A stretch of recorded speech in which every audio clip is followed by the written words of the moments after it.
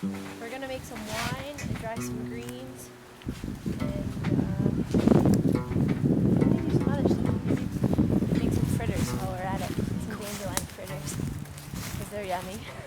So we're harvesting some dandelion today. It's getting a little bit big, and as it gets big, it gets bitter. So earlier on in the season, we want to harvest as much as we can to put up for the year. You know, it's early spring and we're already thinking about winter and next season. So as we're going around today, we're also getting flowers. But we want to make sure that we have enough for, a few rounds of flowers. Today we're gonna make dandelion wine. We've been out harvesting dandelion flowers and greens this afternoon. So we're gonna start with 3 quarts of freshly picked dandelion flowers. We want those flowers in full bloom, washed and with all parts of the stems removed. Next, we're going to have 6 quarts of water, and you just want to make sure that's nice, clean water. We're going to boil it. We want to have 2 teaspoons of fresh, finely cut ginger root, or you can use ground if you don't have the fresh available. Up until this point, we've collected our dandelion, removed the stems, washed the dandelion flowers, added them to our pot, and now we are cutting up oranges, lemons, and ginger. We want to use 2 oranges.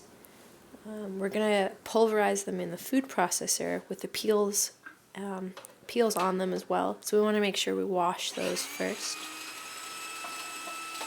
And that's 3 oranges, in case I forgot to say that. We're going to use 2 lemons. We're going to take the seeds out and we're going to pulverize them in the food processor as well, peel and all. Next, we're going to add 9 cups of sugar. You could probably alter that a little bit if you need to, but remember that the sugar is going to feed the yeast to create alcohol, so we don't want to take too much sugar out of that. And the finished product won't have much sugar left. Then we're going to use 1 envelope of dry yeast, or you can use instant yeast or cake yeast or bread yeast. We actually are using wine yeast specifically just because we have it on hand. And then you're going to need 1/2 of a cup of lukewarm water. So we're going to combine our dandelion flowers, our water, our ginger, oranges, lemons, and sugar in a large kettle. And we're going to bring that to a boil. Once that mixture boils, we can cover it, lower the heat, and we're going to simmer it for 1 hour. After 1 hour, we're going to strain it into a 4-gallon crock through either 2 layers of dampened muslin or several layers of dampened cheesecloth.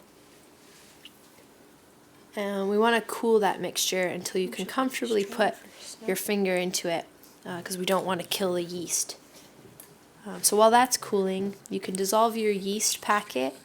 You want to dissolve the yeast in lukewarm water, and then when your wine mixture is at a comfortable temperature, you can add that yeast to the crock. At that point, we're going to cover it with some cheesecloth, and we're going to let that mixture stand undisturbed for 1 week. After a week, we're going to strain the wine and pour it into the bottles, filling them just to the base of the neck. We're going to store those bottles unsealed for 4 weeks, covered with a piece of cheesecloth. After that month of 4 weeks, we're going to cork the bottles and we're going to store them until winter time for full flavor. So it's May now, and we're aiming for the end of December before we're going to open those. And then when you do finally get to that winter solstice or Christmas time or whatever celebration you're going to decide to unveil the dandelion wine, you want to make sure that you decant the wine before serving it. And this recipe makes about 3 gallons, so feel free to have that or double it or or whatever you would like to do. And stay tuned, we might take a video of the bottling process next week. So Dandelion Wine, or in French, it's Vin Dandelion. Lion of the Tooth Wine. Yeah, the Lion's Tooth Wine. Cool. Locked away